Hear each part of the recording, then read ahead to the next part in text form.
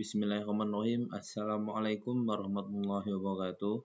Halo semuanya, perkenalkan nama saya Dani dengan NIM 3202402039 dari program studi Manajemen Informatika kelas 4C. Nah, di sini saya akan mempresentasikan hasil penelitian saya tentang klasifikasi tipe sidik jari dan kepribadian. Deteksi tipe sidik jari untuk mengenali kepribadian menggunakan metode support sector machine atau SPM. Langsung saja kita masuk ke pertama, latar belakang.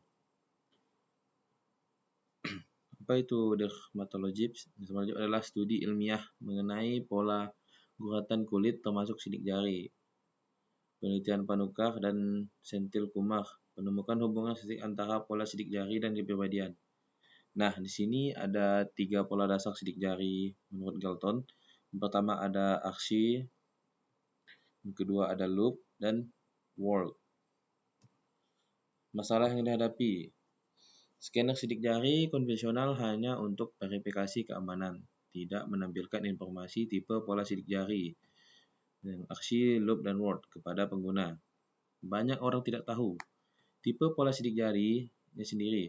Potensi informasi kepribadian yang terkandung dalam pola sidik jari tidak dapat dimanfaatkan. Solusi yang diusulkan, sistem klasifikasi otomatis tipe sidik jari berbasis pengelolaan citra digital dan machine learning. Dari input citra lanjut ke pre-processing, ekstrak fitur, klasifikasi, dan hasil inventarisasi kepribadian. Mengapa HOG dan SPM? HOG tahan terhadap noise, menangkap tekstur guratan secara stabil. SPM kernel RBF unggul memisahkan data nonlinear dengan akurat. 2. Ada rumusan masalah dan tujuan penelitian. Rumusan masalah sini ada 5. Yang pertama, bagaimana merancang pre-processing citra agar siap diekstrak fiturnya. Kedua, bagaimana penerapan HOG menangkap fitur bentuk dan tekstur sidik jari. Ketiga, seberapa baik perform SPM kernel RBF mengklasifikasikan 3 kelas. Yang keempat, berapa besar akurasi, presisi, recall, F1, score model. Dan yang terakhir, bagaimana hasil klasifikasi dikaitkan dengan interpretasi kepribadian. Tujuan penelitian, yang pertama, membangun sistem klasifikasi 3 tipe sidik jari, aksi, loop, dan whorl dengan HOG dan SPM RBF. Yang kedua, mengevaluasi kinerja, akurasi, presisi, recall, F1 score, dan conversion matrix. Yang ketiga, membandingkan metode. Membandingkan antara akurasi HOG dan metode extra feature manage. Yang terakhir, menyajikan hasil klasifikasi dan interferensi kepribadian melalui GUI interaktif. Manfaat penelitian. Pertama, teoritis. Kontribusi awal literatur hubungan dermatologi dan kepribadian. Kedua, praktis. Pengguna. Masyarakat dapat mengetahui tipe sidik jarinya secara otomatis. Dan praktis untuk pengembang. Dasar pengembangan sistem biometrik lanjutan, edukasi, forensik, dan security. Yang terakhir, akademis, referensi penerapan image processing dan machine learning. Yang ketiga, dataset dan metodologi.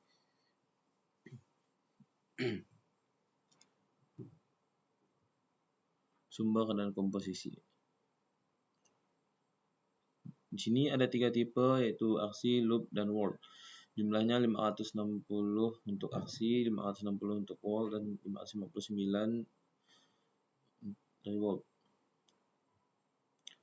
Nah, sini ada holdout validation 80/20. Total citra ada 1679 dibagi sekali, bukan default untuk efisiensi implementasi GUI. Contoh pola sidik jari. Untuk aksi ini, dia melengkung ke bawah seperti lingkaran dan bukan lingkaran gitu. Untuk loop, dia itu setengah lingkaran. Dan untuk whorl, melingkar seperti pusaran. Alur sistem. Input sidik jari, processing, ekstrak fitur, klasifikasi, dan evaluasi. MATLAB dan UI untuk upload gambar, pemutaran otomatis, hingga tampilan hasil klasifikasi dan interferensi kepribadian. Tahapan teknis. Pre-processing citra. Grayscale menyeragamkan intensitas pencahayaan dan kontras citra. Nah, ini perbedaan dari citra asli dan hasil biner. Nampak beda sekali. Dan binarization adalah mengubah citra ke format biner 1 bit agar pola rich lebih tegas. Tujuannya untuk menghapus noise agar ekstraksi fitur HOG lebih akurat. Ekstraksi fitur HOG menangkap arah gradient, orientasi garis atau ridge lokal pada citra. Awalnya untuk deteksi objek komputer efisien. Kini diadaptasi untuk daklitopsi digital, terbukti lebih stabil terhadap noise dibanding fitur berbasis titik minit. Nah, ini hasil visualisasi binar sebelum diekstrak fitur HOG-nya. Parameter HOG yang digunakan. Orientasinya ada 9 bit arah gradient, pixelnya 8x8 pixel, sel per blok 2x2, block dimension L2 HIS. Klasifikasi SPM Kernel RBF. Yang pertama, structural minimization. Meminimalisasi upper bound dari kesalahan umum, bukan hanya data latih. Yang kedua, solusi unik dan optimal. Hasil penelitian menghasilkan hyperplane pemisah antara kelas yang optimal. Terakhir, kernel RBF non-linear. Efektif memisahkan data sidik jari yang kompleks dan tidak linear. Kelima, hasil dan evaluasi. Akurasi menggunakan SPM 335 dari 3 uji diuji klasifikasi dengan benar, menghasilkan 89,25%. Nah, ini precision recall advanced score per kelas. Untuk aksi menyampai 9. Untuk loop paling tinggi 0,87 dan untuk world paling tinggi 0,95. Kemudian matrix. Nah, ini adalah kelas asli. Diagonal prediksi benar. Kesalahan terbesar antara aksi dan loop karena kemiripan bentuk lengkungan. World paling sedikit tertukar sejalan dengan recall tertinggi, mencapai 0,95. Perbandingan dengan penelitian terdahulu.